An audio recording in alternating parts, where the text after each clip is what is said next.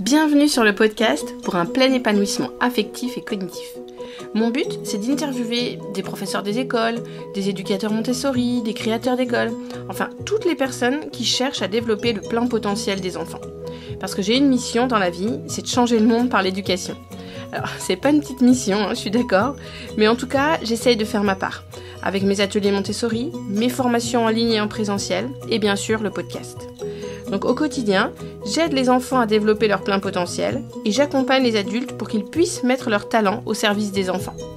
Cette semaine, j'ai eu la chance d'avoir Martin Riopel comme invité sur le podcast. Donc c'est un chercheur, un enseignant-chercheur à Montréal. Et ensemble, nous avons échangé, je lui ai posé plein de questions sur l'effet d'espacement et de répétition. La semaine dernière, j'avais échangé avec Bruno Dubuc, un vulgarisateur scientifique de Montréal aussi.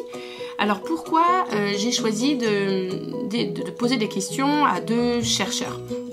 Parce que mon travail consiste à mettre en parallèle la pensée de Maria Montessori avec les découvertes scientifiques actuelles. Dans la formation en ligne que je propose, dans la première partie, j'ai voulu faire en sorte que vous puissiez comprendre la pensée de Maria Montessori. Et dans le deuxième module, l'objectif va être de repenser l'éducation à la lumière des découvertes scientifiques actuelles. Voilà, parce qu'on ne peut pas mettre de côté toutes ces recherches scientifiques, toutes les neurosciences affectives et sociales et les neurosciences cognitives.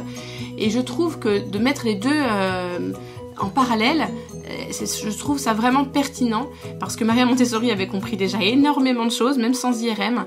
Et en gros, les découvertes scientifiques actuelles viennent confirmer les travaux de Maria Montessori. Voilà ce dont je parle dans ma formation en ligne et pouvoir échanger sur le podcast avec des chercheurs, c'est vraiment une opportunité en or et je suis vraiment contente de vous en faire profiter. Donc je laisse place à ma conversation avec Martin Riopel. Bonjour Monsieur Riopel. Bonjour. Alors j'ai voulu vous inviter sur le podcast aujourd'hui parce que il y a un sujet qui me tient vraiment à cœur, c'est l'effet d'espacement et de répétition. J'ai découvert votre vidéo sur internet grâce au cours que j'ai suivi Apprendre à apprendre. Mmh. Et donc si j'ai bien compris, vous êtes enseignant-chercheur à Montréal. Oui, c'est bien tout à fait. Ça. Et votre travail vraiment c'est la didactique des sciences. Oui, voilà. Et donc aujourd'hui, j'ai plein de questions à vous poser sur cet effet d'espacement. Mais avant de rentrer dans le vif du sujet, j'aimerais vous demander quels conseils vous pourriez donner aux auditeurs pour que tous les sujets sur lesquels on va échanger là aujourd'hui, ils puissent vraiment s'en rappeler. Parce que souvent on écoute un podcast en faisant une autre activité et moi j'aimerais vraiment que dans quelques semaines, quelques mois même, ils s'en rappellent ou ils y pensent encore. Donc quels conseils vous pourriez leur donner pour que ça ne disparaisse pas de leur mémoire trop rapidement? Ah ouais, c'est une bonne question. Ça. Moi, je dirais peut-être choisir quelques mots déterminants lorsqu'ils seront impressionnés par quelque chose et l'associer à un mot. Donc, je dirais une expression. Et puis ensuite, si au terme de l'écoute, ils seraient capables de se rappeler peut-être 4 ou 5 mots déterminants. Et ensuite, lorsqu'ils évoqueront ces mots-là, ils repenseront à tout ce qui était associé. Voilà. Donc, on verra en cours de route. Là, il s'agit de choisir ces mots. Au moment où quelque chose d'intéressant les marque, l'associer tout de suite à un mot. Moi, c'est vraiment ce que je proposerais. D'accord, super. Alors, merci pour ce premier conseil. Et ça me fait penser à une clé de la mémoire, l'association. C'est de ça dont il s'agit. Voilà, c'est ça. L'association, mais aussi simple. Des fois, on associe à des trucs complexes. On veut tout se rappeler. Tout se rappeler, c'est pas très efficace. C'est préférable de lui donner une étiquette, puis ensuite d'essayer d'enrichir ce qu'il y a dans l'étiquette. Voilà. D'accord. Alors, ce que j'aimerais vous poser comme question, déjà, j'aurais aimé qu'on commence par parler de l'apprentissage. Parce que quand on est professeur des écoles, enseignant, notre but, c'est d'apprendre aux enfants des savoirs, des savoir-faire. Et j'avais beaucoup aimé quand vous aviez commencé votre conférence en définissant un peu l'apprentissage. Pourquoi on apprend, à quoi ça sert? Donc si vous voulez bien... Oui, c'est fascinant, oui, parce qu'effectivement, on est à l'école et on s'intéresse beaucoup à l'apprentissage. Et effectivement, on fait toutes sortes de choses comme enseignants pour que les enfants apprennent, mais ultimement, lorsqu'on les évalue, on évalue plus la performance que l'apprentissage. Et moi, ça, c'est quelque chose qui qui m'interpelle beaucoup parce que, comme enseignant, on doit aussi être sensible à l'apprentissage. Bien sûr, la performance, elle est importante et on comprend, c'est un seuil, on veut qu'ils atteignent un certain seuil et à la fin, on vérifie qu'ils ont atteint le seuil. Mais l'apprentissage, c'est le progrès, c'est à quel point on avance. Et comme enseignant, de voir qu'un enfant a beaucoup progressé, c'est certainement intéressant. Et il faut, je pense que c'est intéressant de réfléchir à ça. Comment sait-on que quelqu'un a progressé? Et ensuite, comment arrive-t-on à identifier, par exemple, moi j'aime bien poser cette question-là, dans une classe, quel est celui qui a le plus appris? Est-ce qu'on est capable de répondre à la question? C'est une question très difficile. Plus on y réfléchit, plus ça devient difficile. Lequel a le plus appris? Est-ce que c'est celui qui est parti de rien et qui est arrivé à un certain seuil, ou c'est celui qui était déjà très avancé, mais qui a vraiment progressé beaucoup vers l'avant? Comment compare-t-on ces deux trucs-là? Il y a beaucoup de réflexions à faire à travers tout ça, et moi, j'aime bien poser cette question-là, puis ensuite essayer d'y répondre, et d'y répondre en définissant l'apprentissage, puis en fait, en associant l'apprentissage à la notion de répétition. J'aime beaucoup, puis ça va être dans la suite, l'effet d'espacement est associé à ça. Donc, l'apprentissage, pour moi, c'est quelque chose qui, lorsqu'on veut l'observer, on se demande de quoi a-t-on besoin? Alors, de quoi a-t-on besoin? Je dirais, on a besoin d'une première situation où on observe quelqu'un, on l'évalue d'une façon ou d'une autre, en lui demandant une tâche, par exemple, en regardant est-ce qu'il réussit cette tâche. Ensuite, on essaie de le faire apprendre avec une activité positive de différents types. Et ensuite, après, on doit l'observer à nouveau pour être en mesure de voir la progression. Il faut avoir un avant et un après. Donc, et c'est ce qui m'amène à proposer que l'apprentissage, en fait, est lié vraiment profondément à la notion de répétition. Ça prend au moins 2 observations pour observer un apprentissage. Et lorsqu'on y réfléchit encore un peu plus, donc moi je propose qu'on ne peut pas définir l'apprentissage en le dissociant de la notion de répétition. Pour observer un apprentissage, il faut nécessairement 2 observations. Donc, il faut qu'il y ait une répétition de quelque chose qui est relative avant et après, qui soit relativement équivalent. Mais je vais encore un petit peu plus loin, c'est ce que j'abordais dans la conférence, l'idée que pour qu'un apprentissage ait du sens, pourquoi apprend-on? On apprend parce qu'on espère que dans le futur, il va se présenter une situation semblable dans laquelle on pourra profiter de ce qu'on a appris. Et donc, le cœur même de la motivation à apprendre, c'est l'espérance ou la croyance en une répétition, en quelque chose qui va aller vers l'avenir, qui va se répéter dans l'avenir. Et ça va m'amener plus tard même à proposer que lorsqu'on veut faire apprendre, c'est intéressant de présenter ce qui doit être appris comme une suite de quelque chose qui s'est passé dans le passé. Pas comme quelque chose de complètement nouveau qui n'a aucune assise. Essayer de faire référence à des expériences passées qui entrent en écho avec la situation actuelle. De cette façon-là, l'apprentissage apparaît comme une suite d'un certain nombre d'événements qui se répètent et l'apprentissage va être meilleur de cette façon-là. D'accord. Et vous avez parlé un tout petit peu d'évaluation et j'avais une question à vous poser.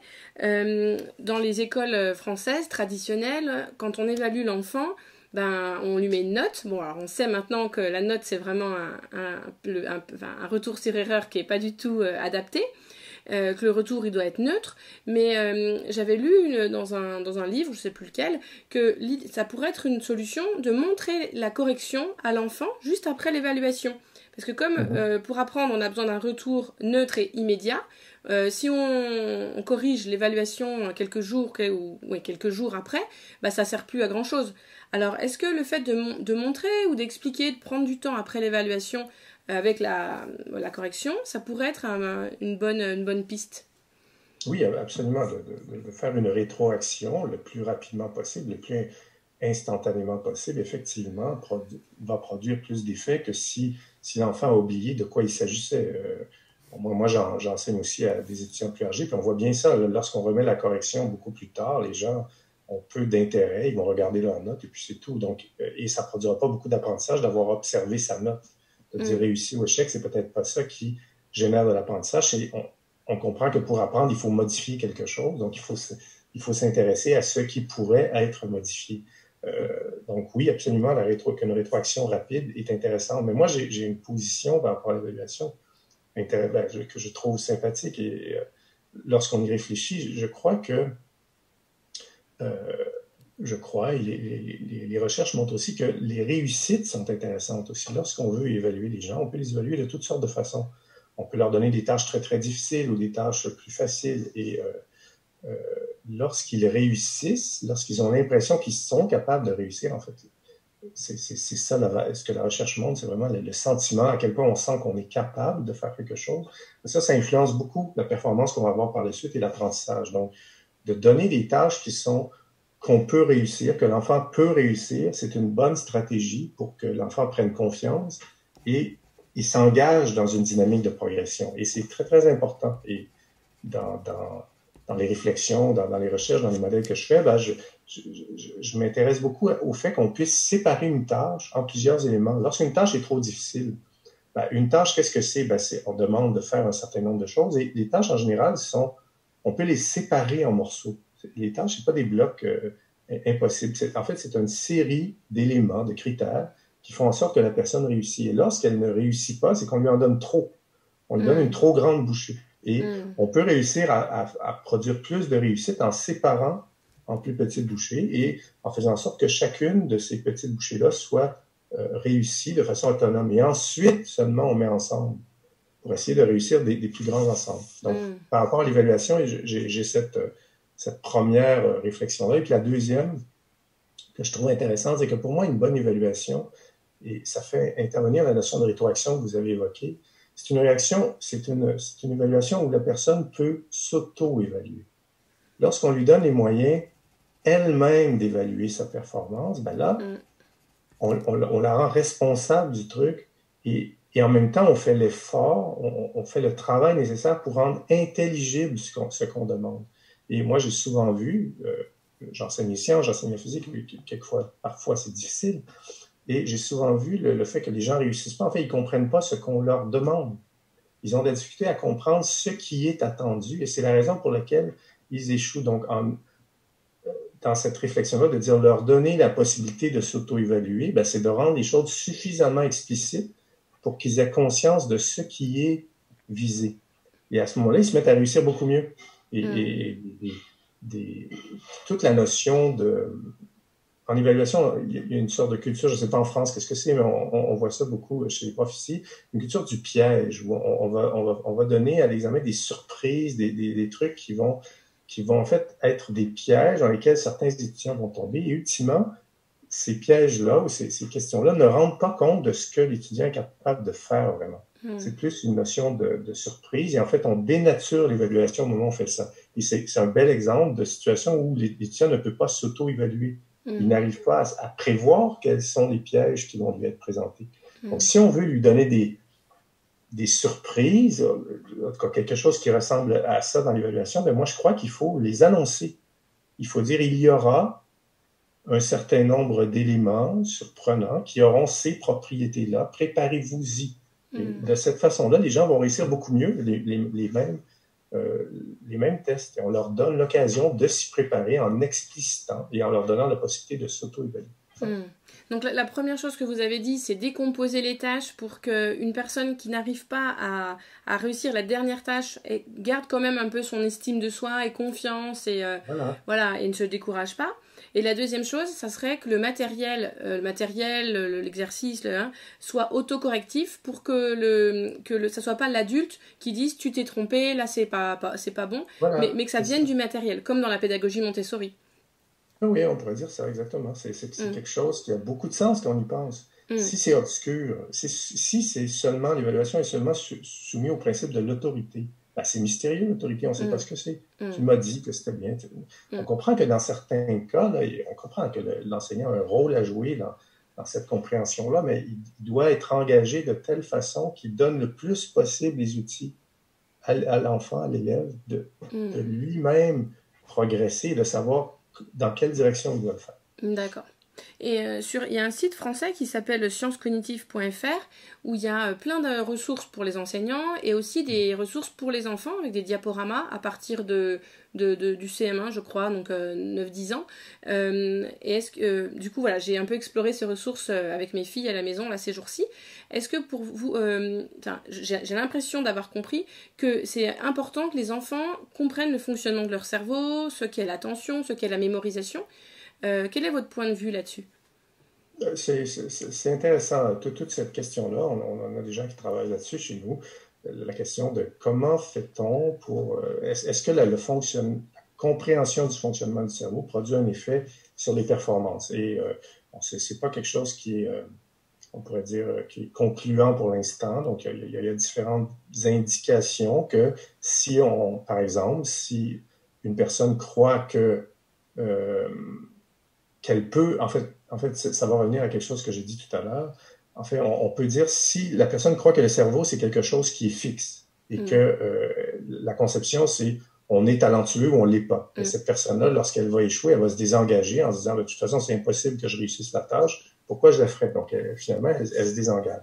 Si au contraire, elle croit que le cerveau, c'est quelque chose qui est malléable, qui est évolutif, ben, lorsqu'elle ne réussira pas, elle va dire, ben, je vais me transformer pour réussir cette tâche-là et elle va s'engager pour la faire. Donc, on observe de cette façon-là que, effectivement, si on enseigne comment fonctionne le cerveau et surtout comment il peut s'adapter, comment il peut évoluer, ben, les enfants vont avoir plus tendance, ou les étudiants, à s'engager dans leurs tâches puisqu'ils croient qu'ils vont réussir. Maintenant, est-ce que c'est bien la compréhension du cerveau qui fait ça, ou est-ce que c'est pas plutôt ce que j'évoquais tout à l'heure, le sentiment d'être capable de faire la tâche? Ce que les recherches, les variables les plus fortes, c'est plutôt ça, le sentiment d'être capable de faire la tâche. C'est vraiment quelque chose qui est fort en recherche et qui semble être déterminant sur les apprentissages et le cheminement scolaire. On comprend que c'est logique. Dans la mesure où on croit qu'on sera capable de faire la tâche, bien, on s'y engage plus et ultimement, on persévère plus. Et ça devient déterminant pour la suite du parcours scolaire. Et je pense à une discussion que j'avais avec un de mes collègues où plusieurs variables avaient été compilées pour essayer de voir qu'est-ce qui déterminait la réussite scolaire. Et il y avait dans ça des variables qui sont très étudiées et qu'on croit très importantes, comme l'intérêt, la motivation, à quel point on a du plaisir à faire les choses. Et ce que la recherche qu'il me montrait, on comprend que c'est pas une conclusion définitive, mais elle montrait que ce qui est vraiment déterminant, ce n'est pas l'intérêt, ce n'est pas le plaisir, ce n'est pas la motivation, c'est le sentiment d'être capable de réussir la tâche. Que c'est ça qui ultimement produit le plus d'effets à long terme. Dans la mesure où cette variable-là est forte, chez un enfant, on le voit réussir les différentes étapes par la suite. On voit que ce cheminement scolaire à long terme est influencé par ça. Donc, c'est vraiment une variable avec laquelle j'aime bien réfléchir parce qu'elle prend le cœur du problème. Et tout découle de ça. Ce que je disais tout à l'heure sur l'évaluation, c'est la même chose. On donne les moyens à la personne de sentir qu'elle est capable de faire les choses. Et on rend la tâche, on la sépare en morceaux pour qu'elle se sente capable et à un certain moment, on lui dit tu devras réussir tout ce gros morceau de tâche-là d'un seul coup. Mais on lui demande par étapes successives, de telle façon à ce que l'enfant chemine vers ça. Et ultimement, il vit des réussites de cette façon-là et il progresse. Il croit. Et au moment où il croit, ben, il s'engage plus et ça produit plus d'apprentissage. Donc vous voulez dire que sans cette variable, si par exemple je ne me crois pas capable d'apprendre l'anglais, même si je suis très enthousiaste, même si j'ai une bonne motivation et tout sera bloqué si je pense que je suis pas capable. Ça sera plus bloqué. On comprend que c'est pas binaire, c'est pas bloqué ou pas bloqué, mais on comprend que ça sera moins favorable. Même si c'est plaisant, même si c'est amusant, même si on sent pas profondément qu'on va être capable de le faire, on s'engage un peu moins, on se décourage plus facilement. On comprend que ça produit moins d'apprentissage. D'accord. Et est-ce que vous pourriez, du coup, maintenant, j'aimerais rentrer dans le vif du sujet sur l'effet d'espacement. Est-ce que vous pourriez nous parler de l'effet de l'entraînement, de rétention et d'espacement? Oui, voilà. Ce sont les trois effets principaux par rapport à l'espacement. Le premier effet, l'entraînement, ce que ça dit, c'est assez facile intuitivement à comprendre. On sait bien que plus on fait les choses, plus on les fait bien. Alors, si on veut faire quelque chose bien, ben, c'est logique et c'est normal peut-être de s'y entraîner. Et on connaît plusieurs tâches pour lesquelles c'est évidemment le cas. Par exemple, jouer d'un instrument de musique. Donc, si on veut jouer d'un instrument de musique, on n'y réussira peut-être pas de façon parfaite la première fois. Il faudra plusieurs fois pour y arriver et on comprend bien, on visualise bien que ça progresse. Donc, plus on le fait régulièrement, souvent, et plus on produit d'apprentissage. Et cet effet-là a été observé dans la recherche depuis très longtemps, bien étudié. On analyse cette progression-là et on observe que non seulement lorsqu'on recommence, on fait mieux les choses, mais on les fait aussi plus rapidement. Donc, ce sont les deux effets. On augmente notre taux de réussite, mais on augmente aussi la rapidité avec laquelle on fait la tâche. Et cette progression-là, ce que les recherches montrent, c'est qu'elle se poursuit très, très longtemps. Donc, si on s'entraîne plusieurs fois, même si on est rendu à, je sais pas, 1000 entraînements, on produit encore un effet positif quand on poursuit. Donc, c'est pas quelque chose qui est un plateau, c'est quelque chose qui progresse très, très longtemps. Et donc, c'est intéressant de s'entraîner pour réussir. Donc, c'est le premier des effets. D'accord. Le deuxième effet, ben, c'est l'effet de rétention, en fait. Celui-là aussi, on le connaît bien. À partir du moment où on a appris quelque chose, ben, si on laisse passer le temps, on a tendance à l'oublier. Et plus le temps avance, et plus on a tendance à l'oublier. Encore une fois, des recherches se sont intéressées à ça, et on remarque bien que plus on s'approche du moment où on vient d'apprendre quelque chose, plus on le sait, plus on le conserve, et plus on s'en éloigne, plus on l'oublie. Et encore une fois, cette courbe-là, elle est très, très longue. On peut faire ça pendant quelques minutes, quelques heures, quelques jours, quelques années, et on voit cette courbe-là d'oubli qui apparaît. Et on comprend que si on veut, et on va probablement rediscuter de ça un peu plus tard, ben là, lorsqu'on veut réussir à conserver quelque chose, ben c'est bien d'y revenir. C'est bien d'y revenir pour ne pas le laisser disparaître. Donc, il y a quelque chose à faire là qui est intéressant et qui touche la notion d'espacement. Et ensuite, le troisième effet, qui est l'effet d'espacement lui-même, qui est un peu plus difficile à comprendre, et si j'avais à le résumer, c'est que lorsqu'on on espace les moments entre le moment où on va apprendre et le moment où on va y revenir, donc si on fait une séquence comme ça de plusieurs éléments, ben, il semble exister une proportion optimale auquel il faut positionner les périodes d'entraînement pour arriver à mieux apprendre. Donc, il ne faut pas trop rapprocher ou trop éloigner les périodes pour y arriver. Et on pourrait dire que si j'avais à le résumer avec une image, ben, il faut étendre de plus en plus les entraînements pour produire le plus d'apprentissage. Donc, c'est la croissance progressive des périodes qui va produire le plus d'apprentissage ultimement, qui est la plus intéressante pour l'apprentissage. Et c'est les nombres au carré, le jour 1, jour 4, jour 9, jour 16, jour 25, là, les nombres au carré, on voit justement que ça s'étend. Parce que du coup, au fur et à mesure, il va y avoir de plus en plus de jours entre chaque entraînement. Oui, c'est ça. La séquence des carrés est une bonne séquence hein, pour les gens qui veulent retenir une idée de ce podcast. Ben, retenez les carrés. Donc, si on fait les nombres carrés, 1 au carré, ça fait 1, 2, ça fait 4, 2 au carré, 3 au carré, ça fait 9. Ces nombres-là sont de bons nombres pour maximiser, on pourrait dire, la performance à long terme. Donc, si on s'entraîne une première fois une journée ben, et qu'on a obtenu une bonne performance, on est satisfait de sa performance, ben, il faut reproduire ça ensuite 4 jours plus tard ou 4 heures plus tard. En fait, c'est le nombre 4 qui est important. Et on recommence la même chose et on observe à ce moment-là que la performance est encore très bonne.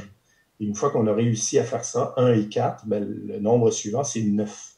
Et ainsi de suite. Donc, si on fait ça, on obtient une performance qui est presque toujours aussi bonne. C'est une façon de conserver sa performance et en même temps, on parlait tout à l'heure de la réussite, c'est une façon de réussir toujours assez bien ce qu'on fait. Et donc, c'est quelque chose qui est motivant comme séquence. C'est intéressant. Moi, je me suis lancée comme challenge d'apprendre l'anglais. Enfin, j'avais appris un peu à l'école à l'époque, mais voilà, je n'étais pas capable d'avoir une conversation, de comprendre. Je ne parlais pas couramment. Enfin, je ne parle pas encore couramment. Et du coup, je fais ça avec du vocabulaire. Quand je rencontre un mot que je ne connais pas, je l'écris sur une petite étiquette, en français d'un côté, en anglais de l'autre. Et le jour 1, du coup, j'apprends mes mots en me testant. Je retourne mon étiquette, voir si je suis capable de me rappeler du mot. Et puis après, j'ai ma petite boîte où je me suis fait plusieurs compartiments dans ma petite boîte. Jour 1, jour 4, jour 9, jour 16 et jour 25. Et je me teste à chaque fois. Je marque les dates. Et en fait, là, j'en suis au jour 16 pour une série d'étiquettes.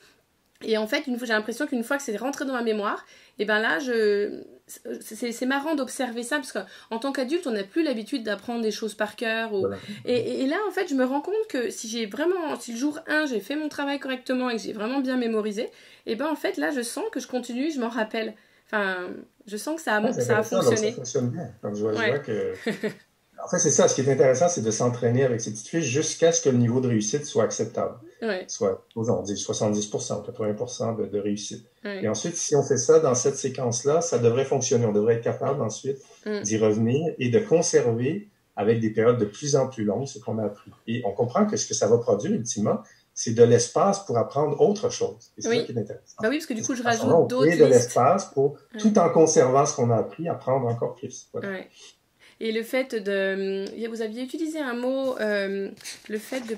Non, c'était pas programmer, c'était... Attendez, j'essaie de le retrouver. D'entremêler. Entremêler les apprentissages, c'est ce que vous êtes en train de dire, en fait, c'est ça? Exactement. C'est ça. En espaçant, comme ça, on crée de l'espace dans lequel on pourra commencer à apprendre autre chose ou un autre élément, une autre section, ou carrément une autre langue, ou carrément autre chose. Donc, c'est intéressant de voir qu'on peut faire ça. Et que si on le fait systématiquement, bien, on conserve tout ce qu'on a appris et on en ajoute. Et c'est une bonne façon de concevoir son parcours scolaire, mais en fait, ultimement, c'est son parcours professionnel. Et c'est ce qui se passe dans les professions, dans les métiers plus tard. Les choses que l'on fait régulièrement, on les conserve et on devient très bon à faire ces choses-là. Et on n'a pas besoin d'avoir des rappels si fréquents pour y arriver, parce que c'est des choses qu'on a bien maîtrisées avec le temps et on peut espacer ces trucs-là. Alors que les choses qu'on fait jamais, ça, on les oublie. Oui. Ça, c'est la courbe de rétention. Donc, si on les fait jamais, on se rend compte qu'on les oublie de plus en plus. Il faut les rappeler, il faut les réactiver si on souhaite s'en servir plus tard. Voilà. En fait, là, ce que vous dites, c'est qu'on est... Enfin, j'ai l'impression, c'est qu'on essaye d'emmener ça dans la mémoire à long terme. Oui, on pourrait dire ça, mais c'est pas juste la mémoire à long terme, c'est le fait que le taux de rétention devient intéressant, puis la courbe de rétention. En fait, ce qui se passe, c'est qu'il y a la courbe d'entraînement dont on a parlé, qui fait qu'on augmente la performance, mais il y a aussi une courbe de rétention, et cette courbe-là est influencée par le nombre de fois qu'on a fait des rappels. Elle est aussi influencée par l'espacement qu'il y avait entre nos entraînements. Et plus nos entraînements ont été espacés, plus la courbe de rétention est bonne, plus on s'en souvient à long terme. C'est ce qui fait qu'en augmentant l'espace entre nos entraînements, on finit par faire en sorte que la courbe de rétention, elle diminue beaucoup plus lentement. Et ça nous permet d'aller beaucoup plus loin. Voilà. D'accord. Et le sommeil, du coup, parce qu'on n'a pas encore parlé de sommeil, mais il doit jouer un rôle là-dedans. Oui, le sommeil, les recherches, quelques recherches ont essayé de s'intéresser à l'effet du sommeil. Est-ce qu'on peut apprendre durant son sommeil? Est-ce que le sommeil influence l'apprentissage? Et il y a beaucoup de résultats qui montrent que oui, en fait. Il y a vraiment plusieurs choses. J'ai vu des recherches, par exemple, avec de très jeunes enfants qui montrent que le sommeil est absolument nécessaire pour l'apprentissage. La recherche était fascinante. J'en avais pas parlé dans ma conférence, mais c'est quelque chose que j'ai vu dernièrement où on fait apprendre quelque chose à un enfant très, très jeune qui n'est pas encore capable de parler, qui est tout petit, et on lui montre quelque chose à faire comme ça. Et à certains de ces enfants-là, on leur fait faire une sieste. Ils vont faire une sieste par la suite, d'autres non. Et on revient ensuite, une journée plus tard, et pour voir s'ils ont appris. Donc, on les remet dans la même situation et on voit s'ils refont les choses. Eh bien, celui qui a fait la sieste refait tout le truc. Alors, ceux qui n'ont pas fait la sieste font rien. Ils s'en souviennent pas. Donc, ce que montre l'étude, c'est que le sommeil a vraiment un rôle déterminant dans l'apprentissage, au point que même ça rend l'apprentissage impossible dans certains cas. On comprend que c'est un cas extrême, mais donc, le sommeil est quelque chose qui peut jouer un rôle dans l'apprentissage. Et les recherches ont montré aussi, chez les enfants, mais aussi plus tard, que lorsque, durant le sommeil, on trouve une façon de réactiver ce qu'on a fait, peut-être en y rêvant, et les recherches ont montré qu'on peut même, on le fait avec des sons. Ce qu'on a fait au niveau des recherches, c'est qu'on a associé des apprentissages à des sons, puis ensuite, lorsque la personne dormait, on faisait jouer les sons. Juste ça. Pendant que la personne dormait, on comprend que ça réactivait certaines choses et ça produisait plus d'apprentissage. C'est donc dire que le sommeil, en fait, le sommeil pourrait être vu, et c'est comme ça, moi, que je le conçois, c'est ma conception personnelle, le sommeil est un des entraînements qu'on peut faire. Donc, dans la mesure où on a un bon sommeil et que le sommeil est placé au bon moment et qu'on est disponible, c'est possible qu'on réévoque les apprentissages qu'on a fait durant la journée et que, en fait, c'est comme une période d'entraînement supplémentaire dans notre séquence d'entraînement. C'est intéressant de voir que ça peut jouer beaucoup. Et c'est intéressant de le faire, d'essayer de le faire. Oui. Et quand vous dites le sommeil, c'est dormir un nombre d'heures satisfaisant par rapport à notre âge. Il ne faut surtout pas être en déficit de sommeil. Il faut que le sommeil soit réparateur, suffisamment profond pour que, justement, on ait le temps de brasser toutes les idées qu'on a faites durant la journée. Et parmi celles-ci, il y aura il y aura les éléments qu'on a appris. Et dans la mesure où c'est bien refixé, parce qu'en fait, on comprend, c'est ça, ce sont des mécanismes de renforcement, de fixation de ce qu'on a fait. Il faut leur donner le temps de faire ce qu'ils ont à faire pour produire de l'apprentissage. Et il y a toute cette question-là de dormir. Évidemment, pour les enfants, c'est plus de les mettre dans des conditions favorables. Pour les plus vieux, ben, c'est peut-être de pas utiliser la technique de pas dormir avant un examen, par exemple. Il faut mieux réussir. C'est peut-être qu'on va mieux réussir en ne dormant pas avant un examen. C'est pas du tout clair. Et donc le sommeil en fait a un rôle de consolidation. Quand on dort, ça va consolider l'apprentissage qu'on avait fait les jours précédents. Exactement, c'est ça. En les réactivant, ça les renforce. Et il y a aussi des processus, on peut dire neuronaux, chimiques, qui font en sorte que les trucs sont fixés, renforcés. Donc si jamais il y a des enseignants qui ont des étudiants, enfin des jeunes ados à la maison qui passent des examens, est-ce que on pourrait leur dire que le fait souvent les étudiants, en tout cas moi je le faisais quand j'étais à la fac, j'apprenais tout par cœur 2 jours avant, et j'étais capable de tout ressortir sur ma feuille. Par contre, quelques jours plus tard, je me rappelais plus. Donc en fait, si on veut se rappeler dans le temps et que pas juste apprendre pour l'examen, l'idéal c'est d'anticiper pour qu'il y ait justement cet espacement entre les entraînements. Oui, absolument, exactement. C'est la différence entre les faits à court terme et les faits à long terme. Donc, si on essaie juste avant l'examen de tout apprendre, effectivement, c'est possible. On peut réussir à faire ces choses-là et puis réussir à l'examen, obtenir une bonne note.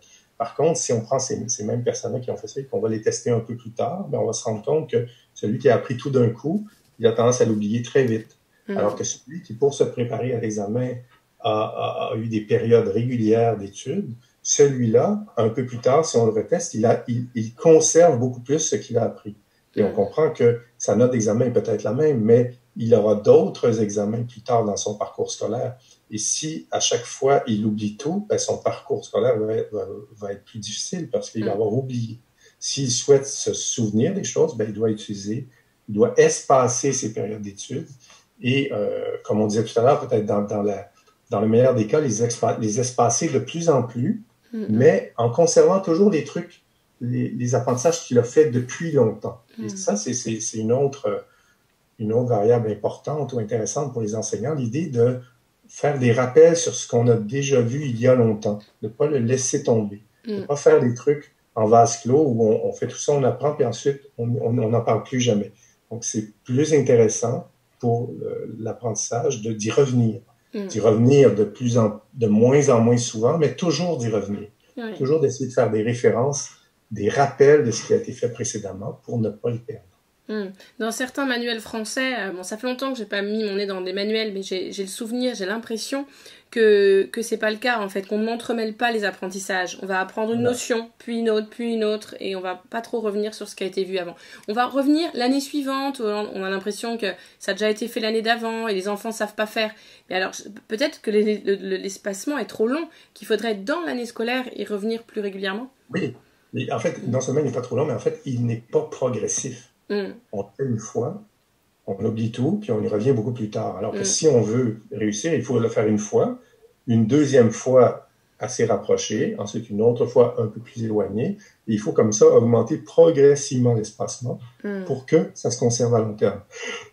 C'est ce qu'on ne fait pas en général dans les manuels scolaires. On le fait peu, ça dépend. Oui. Il y a certains manuels qui vont le faire, et c'est une bonne chose de prendre des manuels comme ça qui vont faire des rappels, des retours, des manuels où on construit ce qu'on apprend. On prend dans les premiers chapitres des morceaux qu'on utilisera dans les chapitres suivants. Donc ça, c'est une bonne façon de procéder.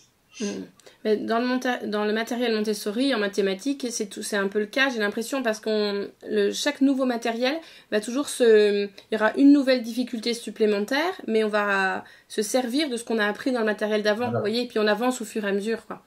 Ça, c'est très bien, effectivement. Une bonne stratégie pour faire apprendre.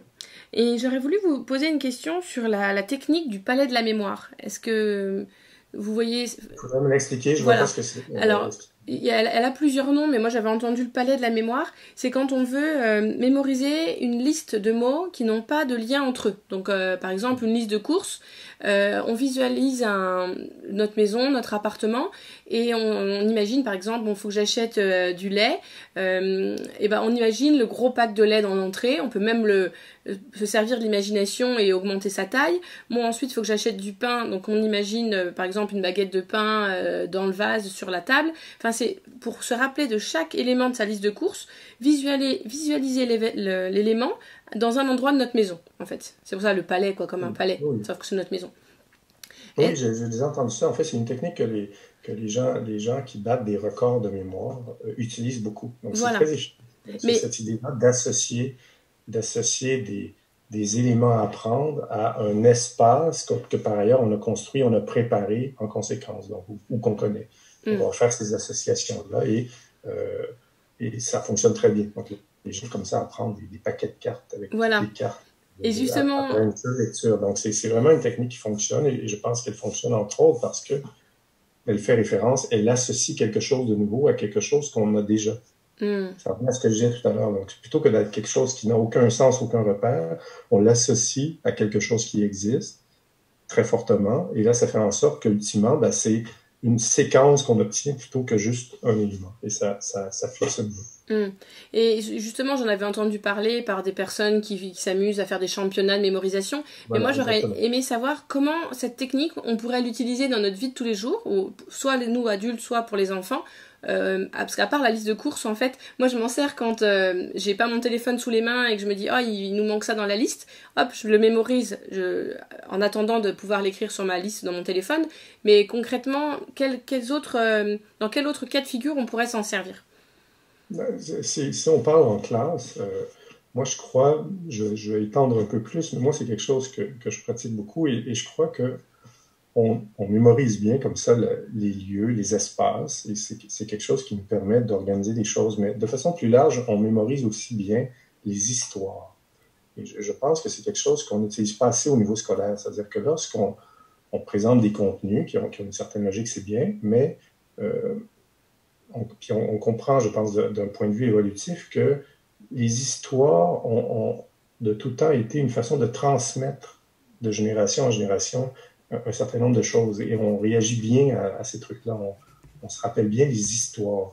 Et donc, non seulement de positionner ce qu'on veut apprendre dans un espace, mais aussi dans une temporalité, c'est ce qui fait une histoire. Et je pense que, de façon scolaire, on peut utiliser ça, donc de positionner les apprentissages qu'on fait, les morceaux, dans une logique, dans une structure qui a un sens et dont on peut parler en peu de mots. Je parlais au début d'associer des éléments déterminants à un mot.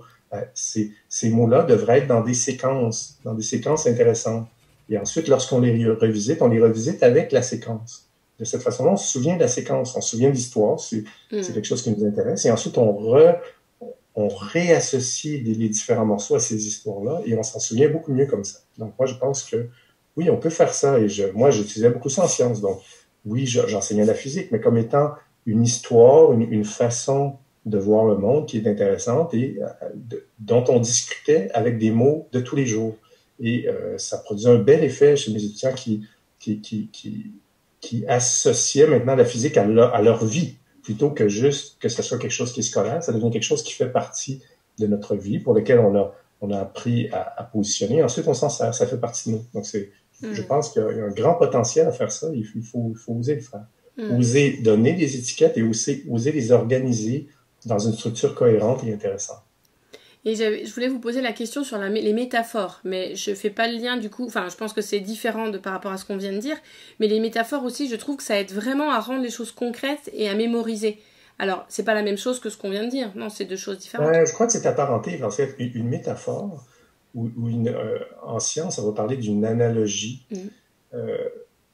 Ça peut être très puissant, parce qu'en fait, il s'agit d'associer une situation nouvelle à une situation qu'on a déjà vue et qu'on maîtrise.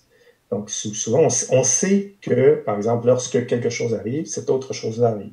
On sait associer deux événements dans cette métaphore, dans cette expérience que l'on a de la vie. Lorsqu'on présente des modèles physiques, on fait ça souvent. On a des modèles scientifiques, on essaie de faire une analogie qui est bonne. Lorsque l'analogie est bonne, plutôt que d'être un modèle scientifique dénaturé, ça devient un modèle scientifique qui qui s'associe à cette situation-là que vous connaissez très bien. Et de cette façon-là, lorsque on apprend le modèle, on l'apprend par association avec quelque chose de connu. Donc, c'est très apparenté à ce qu'on disait tout à l'heure, à l'idée d'associer à des lieux connus, à des histoires connues. Puis en fait, les métaphores ou les analogies, ce sont on pourrait dire des dynamiques connues. Ce sont des effets que l'on connaît. Et on se dit, ah oui, ce truc-là que tu crois que tu connais pas, en fait, tu le connais. À chaque fois que tu vis cette chose-là, c'est exactement ce qu'on est en train d'apprendre. Donc ça, c'est très puissant pour les sciences, c'est très, très formateur. Moi, je suis un professeur de sciences, mais je crois que ça fonctionne dans plusieurs domaines. C'est quelque chose qu'on peut faire dans plusieurs domaines. Bon, bah super. J'aimerais terminer le podcast déjà en vous remerciant. Et j'ai l'habitude de poser 3 petites questions. Alors, j'ai oublié de vous prévenir avant. Donc, si vous voulez qu'aujourd'hui on le fasse pas, c'est pas grave. J'ai l'habitude de terminer les podcasts en demandant à mes invités de partager un coup de cœur ou un coup de gueule. Un coup de cœur, je dirais un coup de cœur. Moi, je dirais c'est le livre de mon collègue Steve Masson, qui vient tout juste, c'est quelqu'un que j'ai accompagné beaucoup, et il vient de faire un livre justement sur le cerveau et l'apprentissage, donc comment les recherches sur le cerveau permettent de mieux apprendre, et c'est tout frais sorti, et c'est très intéressant. Il y a là un certain nombre de principes qu'il a bien réfléchi et qui produit des effets dans la classe, et je crois qu'il y en a 7. Et donc, ça correspond à ce qu'on a discuté. Donc, il y a 7 éléments avec lesquels, suite à cette lecture-là, ça peut accompagner un enseignant. Donc, je crois que c'est quelque chose que les enseignants devraient lire. D'accord. Bah, je mettrai le titre et l'auteur dans les notes de l'épisode pour que les auditeurs puissent le retrouver. Et il fera partie de ma liste des prochains livres que j'ai envie de lire. Et est-ce que vous auriez une citation que vous aimez bien à partager? Oui, ben en fait, je vous l'avais envoyé par courriel. C'est une citation d'Einstein, mais là, je n'avais pas prévu le coup, donc je ne l'ai plus en tête. Mais je revois votre courriel. C'était sur... Qu'est-ce que c'était? Peut-être vous pouvez... Oui, on peut prendre le temps de chercher, parce que c'était pas celle sur le fait de se comporter toujours de la même manière, on obtient toujours les mêmes résultats, non, c'était pas ça? Non, c'était pas ça, c'était autre chose. Ah, elle est là. L'intelligence n'est pas la capacité de stocker des informations, mais de savoir où les trouver. Oui, c'est ça. Donc moi, je trouve que cette référence-là est formidable parce qu'elle correspond exactement à ce qui se passe. J'ai beaucoup vécu ça comme enseignant où les étudiants se disent, ah oui, mais je n'arrive pas à tout mettre dans ma tête, et je prends le temps de leur expliquer que non, c'est pas comme ça. On se rappelle plein de choses. Lorsqu'on fait des opérations sur le cerveau, il y a des expériences qui ont fait ça, et qu'on active certaines zones, on se rend compte que les gens ont des souvenirs très, très précis d'événements qui sont très, très lointains. Ce qui veut dire qu'on se rappelle assez facilement les choses. C'est pas si difficile que ça. La difficulté, c'est de retrouver l'information par la suite. Donc, c'est vraiment une question d'organisation. Donc, ça fait référence à ce qu'on a discuté aujourd'hui. Donc, c'est pas juste une mémorisation brutale et très, très plate, on pourrait dire. C'est non, il faut mettre du relief dans tout ça. Il faut organiser ce qu'on apprend de telle façon à ce qu'on puisse le retrouver. Et on doit croire qu'elle est là, l'information. On doit croire qu'on est capable, qu'on va la retrouver. Et lorsqu'on se met à croire que c'est possible, on se dit, ah tiens, je m'en souviens finalement. Je croyais que j'étais pas capable. Le niveau de stress, j'ai souvent vu des étudiants avec très, très stressés. Je lui disais, non, calme-toi, respire. L'information, elle est là, fait juste, va la chercher. Et la personne dit, ah oui, c'est vrai, finalement, je le sais. Ce petit moment-là, et je trouvais que cette référence-là, elle vient chercher justement cet esprit-là. C'est d'aller chercher ce qu'on a déjà dans la tête, plutôt que de dire, il faut imprimer quelque chose dans la tête. Voilà. Ben cette citation illustre bien tout l'échange. Voilà, exactement. C'est l'esprit de notre échange. Et ça me rappelle le moment où je discutais avec ma copine irlandaise, en anglais justement, j'essayais d'avoir une conversation avec elle, et à un moment j'ai sorti une expression, enfin une phrase, et je me suis dit, mais elle sort d'où cette phrase? Parce qu'en fait j'ai pas l'impression de l'avoir entendue ces jours-ci, mais elle est sortie toute seule, et elle est sortie au bon moment. Voilà, exactement. Il faut se faire confiance. Il faut croire qu'on est capable. Ça fait toute la différence. Et pour terminer, est-ce que vous auriez un livre, ça c'est le 3e point, un livre que vous aimeriez partager avec les auditeurs, en plus de celui de votre collègue? J'ai déjà fait dans la première question. C'est de mon collègue. D'accord. Eh ben, merci beaucoup, Monsieur Riopel, pour cet échange. Voilà, j'espère que les auditeurs vont bien en profiter et en tout cas, j'ai trouvé ça très agréable. Et je mettrai le lien de votre conférence pour inviter les auditeurs à aller voir la conférence en entier. Ça m'a fait plaisir. Bonne journée à vous. Au revoir.